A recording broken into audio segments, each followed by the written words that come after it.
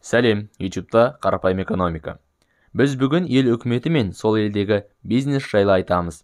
Әрине, капиталистік бағытта ұстанған еркін нарықтық елдер үшін. Ең қызығы, Қазақстанда неге өндірісті дамыта алмай отырмыз?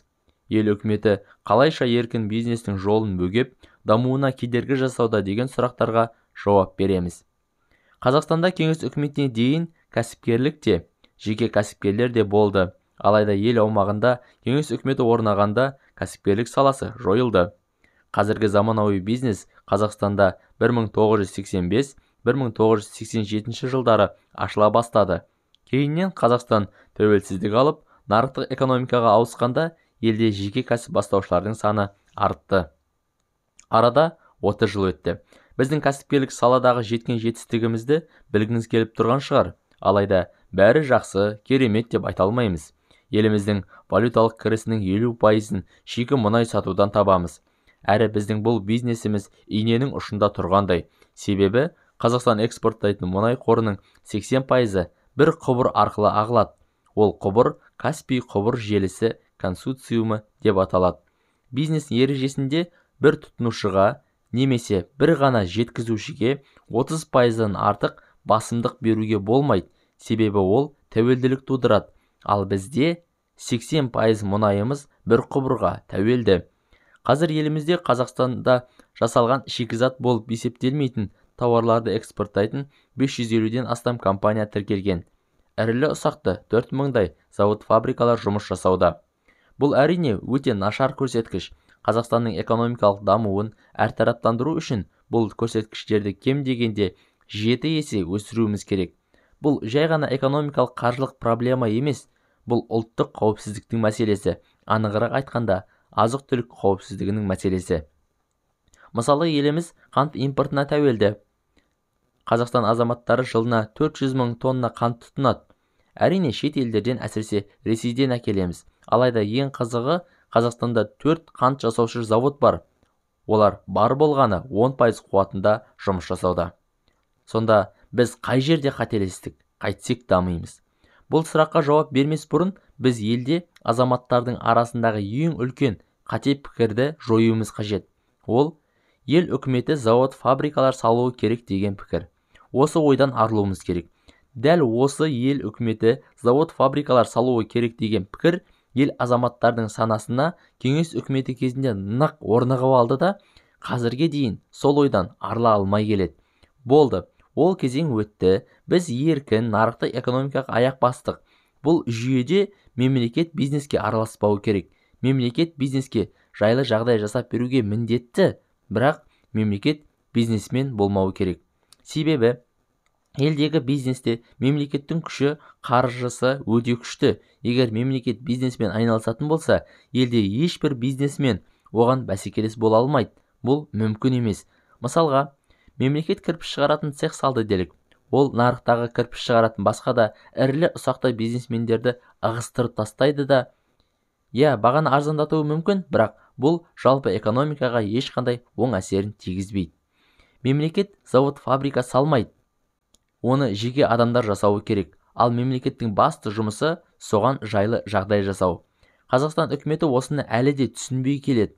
Қаржылы бизнесмендер үкімет араласатын, тікелей бақылау орнататын салаға барғысы келмейді. Мемлекеттің бизнестің бір саласын толық бақылауда ұстаймын деп ойлауы ақылға сыймайды. Мысалға, Қазақстан үкіметі әлеуметтік маңызы бар азық-түлік тауарларының шекті бағасын енгізіп қойған. Ол тауарлардың саны бүгінде 19. Бір қарағанда бәрі халқым үшін арзан азық-түлік алу үшін болып көрінгенімен, бұл нағыз экономикалық теріс қадам. Бір сәт өзіңізді қалталы азамат ретінде сезініп көріңіз. Бизнеске бастапқы қаражатыңыз бар. Енді екі түрлі саланы ұсынайын. Бірі нан пісіретін наубайхана салу, екіншісі құрылыс саласына қаржы құю. Егер наубайхана ашсаңыз, нанның бағасын үкімет әрдайым бақылауда ұстайды. Жергілікті әкімшілікке тәуелді боласыз. Ал егер құрылыспен айналыссаңыз, ешкім сіз салған үйдің бағасына араласпайды. Жақсы табыс табу мүмкіншілігі бар. Әрине, сауатты бизнесмен құрылыс саласын таңдайды. Міне осы себепті елде құрылыс саласы едәуір дамыған, ал әлеуметтік маңызы бар азық-түлік саласында кәсіпорындар мен олардың өндіріп отырған тауарлары аз. Ал аз нәрсе азайған сайын қымбаттай береді. Бұл салаға үкіметтің жөнсіз, ретсіз, еш ақылсыз араласуы осындай нәтиже берді. Яғни, қанттың бағасын шектегендіктен қант қызылшасын егетін фермерлердің саны азайды. Одан да басқа нәрсе еккен тиімді болды. Солай елде қант қызылшасы азайды. Қантты шет елден сатып алдық. Ал олар сатуды тоқтатқанда, бум, баяғы ел үкіметі қысып ұстап отырған бомба, яғни баға атылып кетті. Осыдан соң экономистердің арасында үкімет араласқан сала оңбайды деген заңды пікір қалыптасты. Екінші кедергі бөле жарып қаржылық қолдау. Ел үкіметі бизнеске қолдау ретінде қаржы бөлуге құмар болып алды. Бір қарағанда жақсы идея сияқты, яғни бизнесменге қаржы беріп, бизнесін дөңгелетіп жіберу. Енді мысалы, үкіметтен бір ауылда тұратын екі кәсіпкердің бірі қаржылық қолдау алды делік. Енді бұл екі кәсіпкердің біреуінде, яғни мемлекеттен қайтарымсыз қаржы алған кәсіпкерде амортизация болмайды. Бизнестегі амортизацияның не екенін бұрынғы видеолардың бірінде айтып едік. Сол видеоға сілтеме сипаттамада болады. Осы видеодан соң көрсеңіз болады. Енді ол өзінің бәсекелесін, яғни мемлекеттен қаржы алмаған бизнесменді бұл бизнестен оп-оңай ығыстырып шығарады. Бұл әсіресе ауыл шаруашылығы саласында қатты сезіледі. Бір шаруа малын еңбекпен бағып көбейтіп, өнімін лайықты бағада сатқысы келеді. Алайда мемлекеттен қаржы алып малданып алған адам да дәл сол бағада сүт сатады. Соның салдарынан шаруалар азын-аулақ мал бағу тиімсіз болып бара жатқанын айтып ашынады. Әрине солай болады. Оған не таңғалатыны бар? Бұл экономикалық заңдылық қой. Мемлекеттен қолдау керек, бірақ басқаша жасалу керек. Бөле жармай бәріне ортақ. Сәл кейінірек айтамыз. Үшінші қателік – салық жүйесі. Елімізде салық мөлшері аз деп ойласаңыз қателесесіз. Алайда, салық мөлшерлемесі аз болғанымен, өзге елдермен салыстырғанда салық түрі мен оның төлемдердің саны көп. Ең жаманы түсініксіз әрі бұрмалауға өте икемді. Қазақстанда салықтар мен міндетті төлемдердің жалпы саны 75. Олардың 24-і нақты салық. Бұл әрине көп, күрделі әрі түсініксіз. Өкініштісі, салықтан жалтаратын пысықайлар үшін икемді. Ел үкіметі елдегі өндірісті дамытқысы келсе, қолдау жасауы керек. Қаржымен емес, қағазбен және қаламмен. Яғни жақсы заңдар арқылы. Ешбір бизнесменге артықшылық берілмеу керек. Алайда шет елден келетін тауарлардың Қазақстанға еркін енуіне болмайды.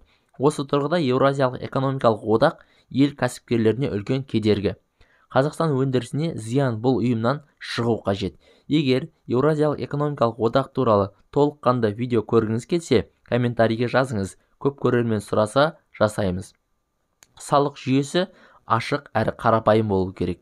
Ең бастысы, ел үкіметі бизнеске қысым арқылы бағаны тежеумен емес, ел азаматтарының табысын арттыруға жұмыс жасау қажет. Шындығында Қазақстан қымбат ел емес, тек біздің табысымыз төмен. Қарапайым экономика арнасына тіркеліңіз, экономикалық сауатты болыңыз. Видеоны достарыңыз бен таныстарыңызға жіберіңіз, лайк басыңыз.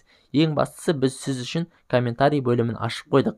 Пікір талас жасайық. Арнамыздағы басқа да қызықты экономикалық видеоларды көріңіз. Аман, сау болыңыз.